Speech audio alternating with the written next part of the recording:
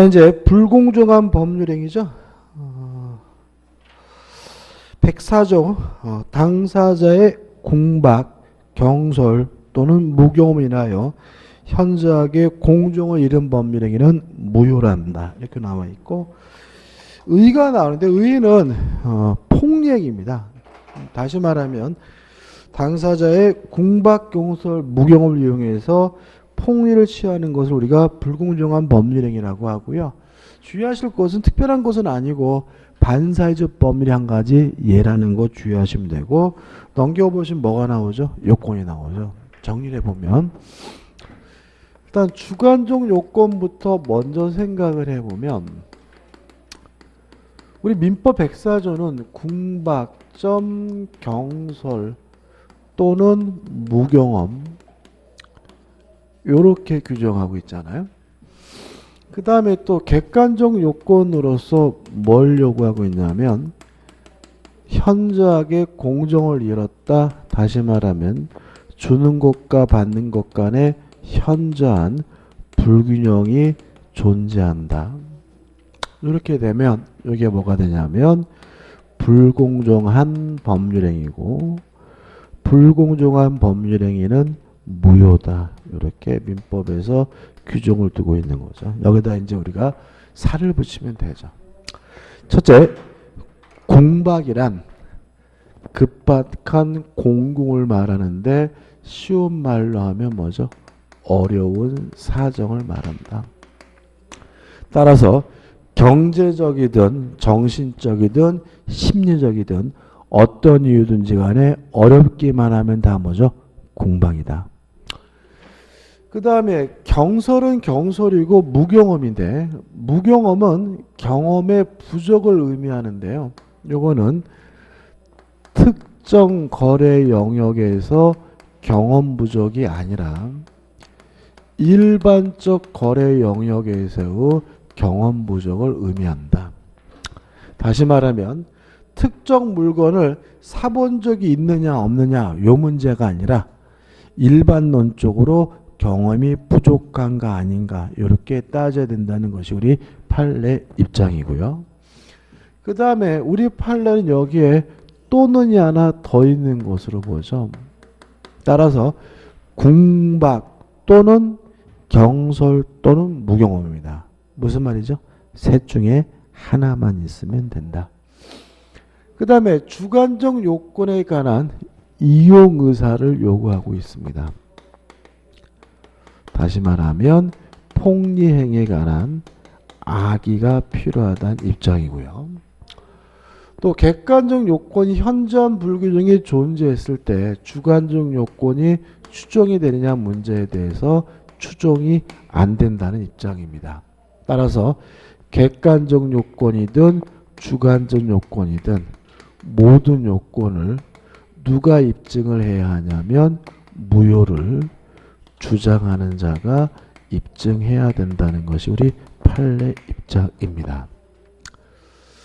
그 다음에 현저한 불균형이 존재해야 되는데 두 가지를 조심하시는데요. 첫째, 현저한 불균형이 존재하는지 안 되는지는 법률 행위시를 기준으로 합니다.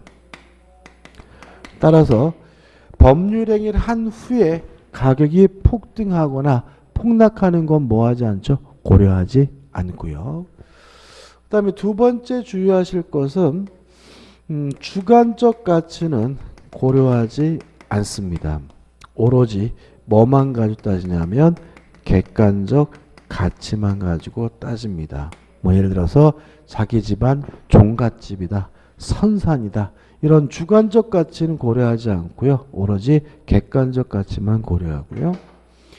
그 다음에 만약에 이러한 불공정한 법률행위가 대리인을 통해서 이루어졌다면 궁박, 어려운 사정만은 본인을 기준으로 따지고요. 경솔 또는 무경험은 그러한 법률행위를 직접 한 대리인을 기준으로 따진다는 거 꼭 기억해 두시기 바랍니다. 불공정한 법률행위에 대해서 시험 문제를 아주 잘 내요. 잘 내고 나오면 이게 딱 틀에 박혀 있는 거기 때문에 쉽게 맞힐 수 있으니까 정확하게 정리해 두셨으면 좋겠어요. 그 다음에 적용 범위인데 일단은 법률행위에 적용이 됩니다.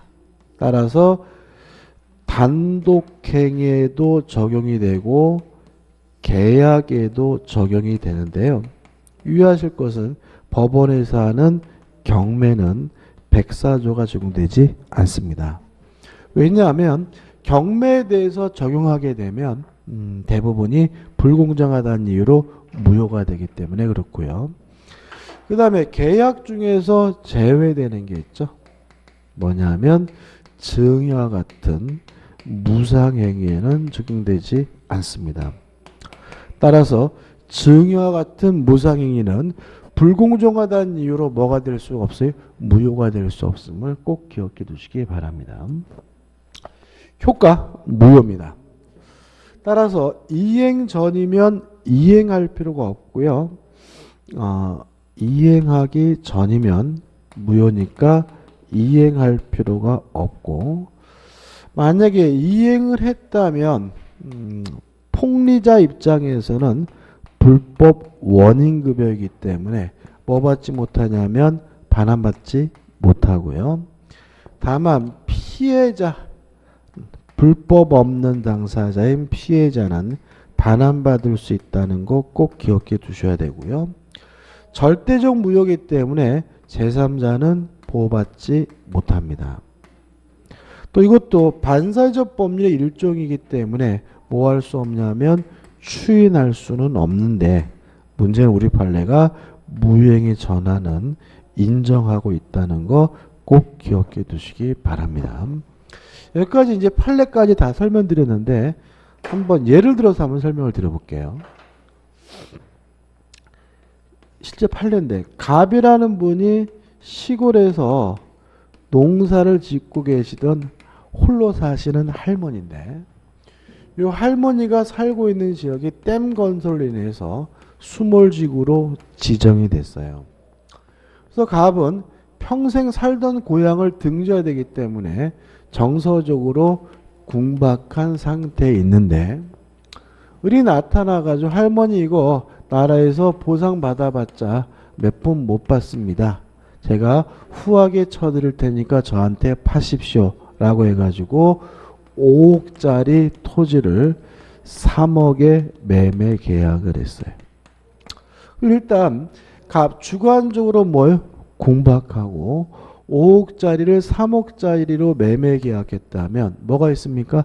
현저한 불균형이 있는데, 문제는 요 매매 계약이 불공정하다는 이유로 무효가 되려면 뭐가 필요하죠? 이용의사 폭리행위에 관한 악의가 필요한데, 그건 어떻게 따지게 되냐면 을의 행위를 봐요. 을이 어떻게 했냐면 계약금을 30%를 지급했어요.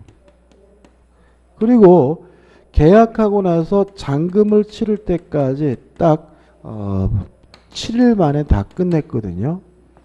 근데 계약금을 30% 지급했다는 말은 이 할머니가 계약금의 배액을 상환하고 계약을 해지할까봐 그런 것이고, 또 빨리 잔금까지 다 치러버린 것은 이 할머니가 정신 차리고 3억에는 못 팔겠다라고 할까봐 그런 거잖아요. 그럼 여기서 이러한 의뢰행위가 결국은 뭐까지 있는 거죠?